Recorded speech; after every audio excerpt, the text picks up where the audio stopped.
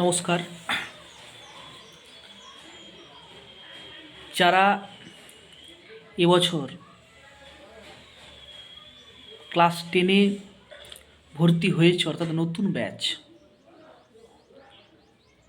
অর্থাৎ যারা আগামী 2026 সালে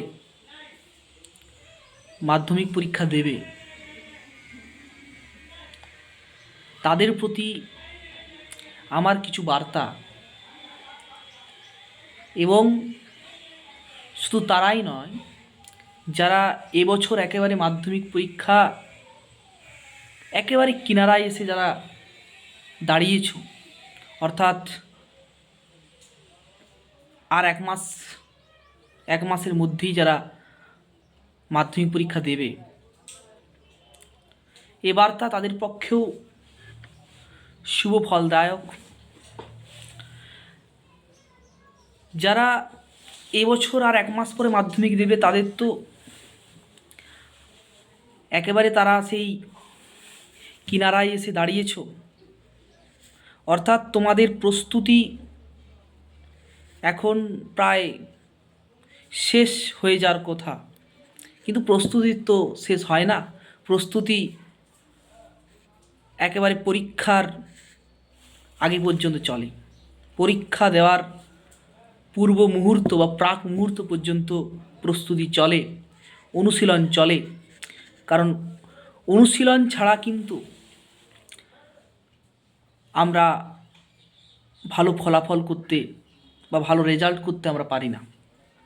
শুধুমাত্র মুখস্থ বিদ্যা এবং সেই কোন কালে মুখস্থ করে আমি পরীক্ষার রুমে বসে আমি পরীক্ষা দেব, এই বিষয়ের উপর নির্ভর করে যদি কেউ পরীক্ষা দিতে যাও, তাহলে আমার মনে হয় যে সে খুব বেশি সুবিধা পাবে না।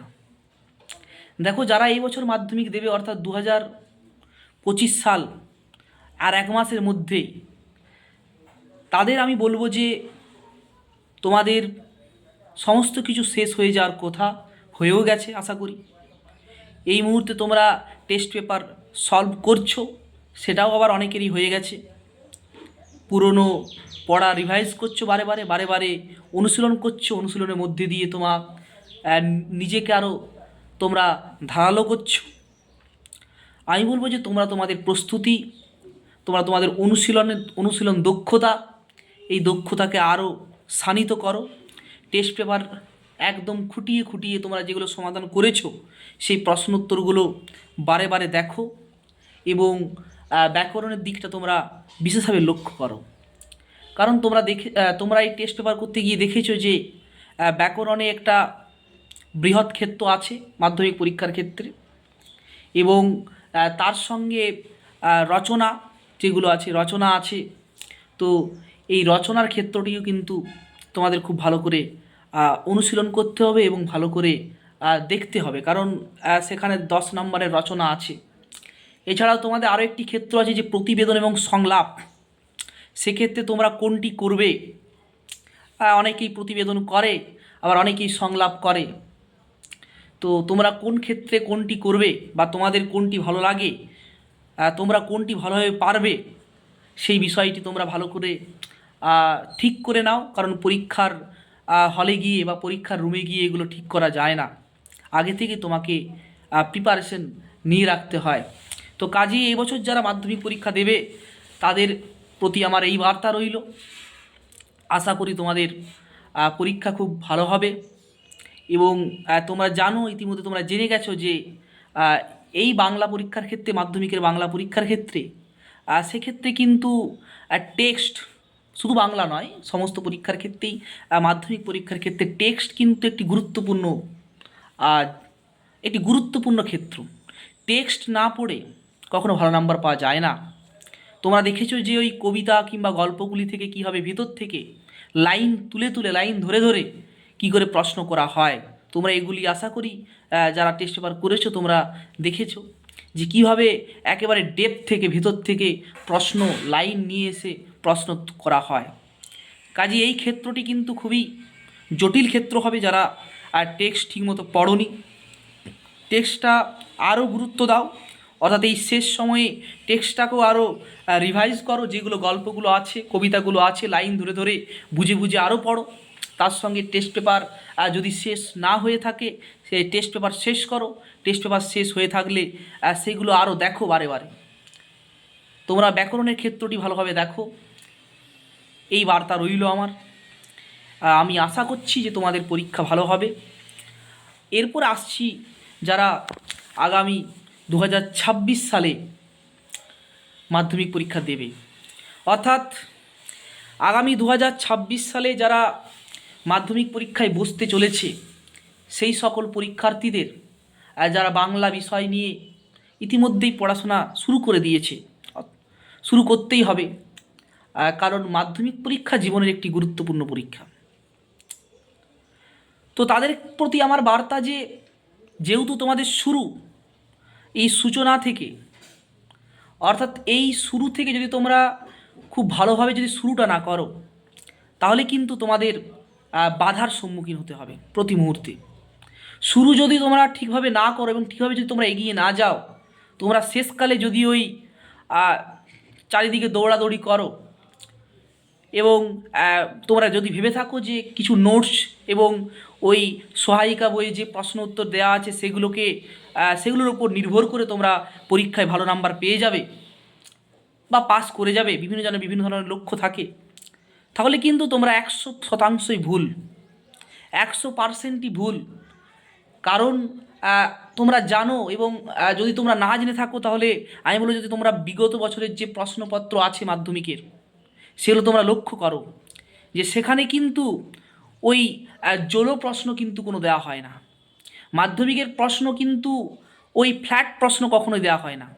মাধ্যমিক পরীক্ষায় সেই মাধ্যমিক পরীক্ষার্থীকে যাচাই করে নেওয়া হয় যে সে কতটুকু ভালোভাবে পড়েছে, সেখানে ফাঁকি মারার জায়গা বিন্দুমাত্র নেই। কাজেই ওই যে বিভিন্ন গদ্য এবং পদ্যগুলি খুব ভালো করে নিখুঁতভাবে লাইন ধরে ধরে, এমনকি লাইন আন্ডারলাইন করে তোমরা একদম নিখুঁতভাবে পড়ো। কারণ এই টেক্সট যদি রিডিং না পড়ো তোমরা, যদি তোমরা সেখানে ফাঁকি দাও, তাহলে কিন্তু যখন তোমরা ওই পরীক্ষার হল ঘরে গিয়ে পৌঁছাবে তখন তোমরা দেখবে যে সেখানের প্রশ্নগুলি তোমার কাছে সম্পূর্ণ নতুন লাগছে। ওই সহায়িকা পড়ে যতগুলি প্রশ্ন তুমি পড়ে গিয়েছিলে ততগুলি কিন্তু একটিও সেখানে কিন্তু নেই, সেগুলো ঘুরিয়ে দেয়, বইয়ের টেক্সটের লাইন তুলে। তোমরা ভাববে যে আমরা ওই আমাদের যে টিউশন মাস্টার কিংবা ওই কোচিং এখন যেগুলো নতুন গজিয়েছে, কোচিং, টিউশন মাস্টার এবং আমাদের যে সহায়িকা, এগুলো আমরা পড়ে আমরা মাধ্যমিক পরীক্ষায় ভালো নাম্বার পেয়ে যাব।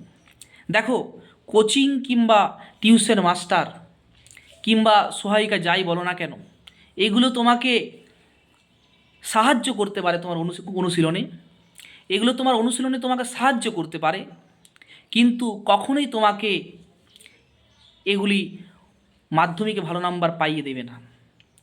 মাধ্যমিকে ভালো নাম্বার পেতে গেলে তোমাকে নিজেকেই পড়তে হবে এবং তোমার নিজের পরিশ্রমকে পাথেয় করে সেই ভালো নম্বর পেতে হবে।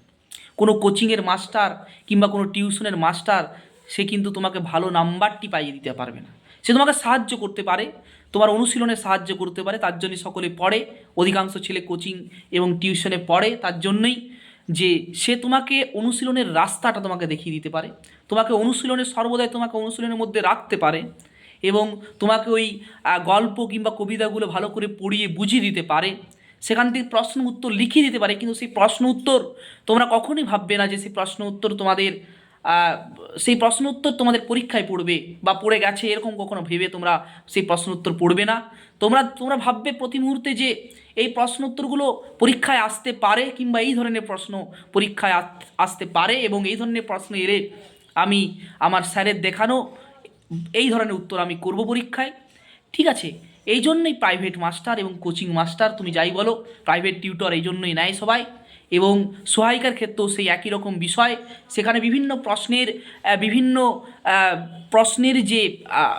প্রশ্নের তোমার ধারণা দেওয়া থাকে, সেখানে যে প্রশ্ন কীভাবে হতে পারে এবং প্রশ্নের উত্তর কীভাবে লিখতে হয়, এগুলো কিন্তু আহ, সম্পূর্ণভাবে দেওয়া থাকে, কিন্তু কখনো এটা ভেবে ভেবে নেবে না তোমরা যে এই প্রশ্নই পরীক্ষার খাতায় আমি পরীক্ষার প্রশ্নপত্রে আমি হুবহু পেয়ে যাব। এটা কিন্তু নয়। অর্থাৎ প্রাইভেট মাস্টার বা কোচিংয়ের মাস্টার তোমাকে তোমার অনুশীলনে সাহায্য করতে পারে, তোমাকে সঠিক পথ দেখাতে পারে, কিন্তু কখনোই তোমাকে চূড়ান্ত সাফল্য পাইয়ে দিতে পারে না, কারণ সেটা তোমার নিজস্ব বিষয়, সেখানে তোমার পরিশ্রম জড়িয়ে আছে। কোনো প্রাইভেট মাস্টার বা কোনো টিউটর বা টিউশনির মাস্টার তোমাকে কখনোই নাম্বার পাইয়ে দিতে পারে না। তোমাকে নাম্বার পেতে সাহায্য করে, তোমাকে পথ দেখাতে পারে, কিন্তু নম্বর পাওয়ার ক্ষেত্রটি সম্পূর্ণ তোমার বিষয়। সেখানে তোমার পরিশ্রম, সেখানে তোমার অনুশীলন, এসব ভিত্তিক এসবের উপর ভিত্তি করেই তুমি কেমন নাম্বার পাবে সেটা আহ, নির্ধারিত হয়। কাজেই আমি বলবো যে তোমরা আহ, সঠিকভাবে অনুশীলন করো।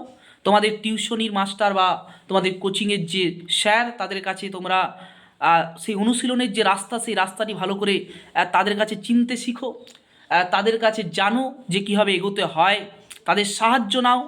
কিন্তু এটা কখনো তোমরা ভেবে নেবে না যে তোমাদের তারা নাম্বার পাইয়ে দিতে পারে।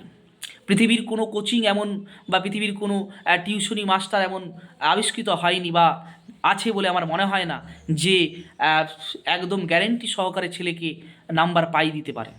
নাম্বার পাওয়ার বিষয়টি সম্পূর্ণ সেই ছাত্রের নিজস্ব।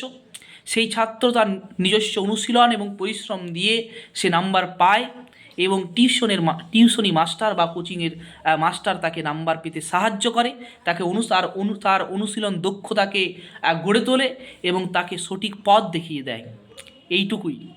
সকলে ভালো থেকো এবং সুস্থ থেকো, এবং তোমরা অনুশীলনের মধ্যে থাকো। তোমরা প্রতি মুহূর্তেই টেক্সটের সঙ্গে যুক্ত থাকো। তোমরা টেক্সট একদম রিডিং এবং রিডিং, টেক্সটটা তোমরা একদম রিডিং পড়ো এবং খুঁটিয়ে খুঁটিয়ে পড়ো। দেখবে তোমরা এর ফল পাবে। টেক্সট পড়ার ফল কিন্তু তোমরা পাবে, কারণ টেক্সটের বিকল্প আর কিছু নেই। টেক্সট যদি তোমাদের আত্মস্থ থাকে, তাহলে পরীক্ষার প্রশ্নপত্র তোমাদের কাছে সত্যি ইজি হয়ে যাবে। নমস্কার।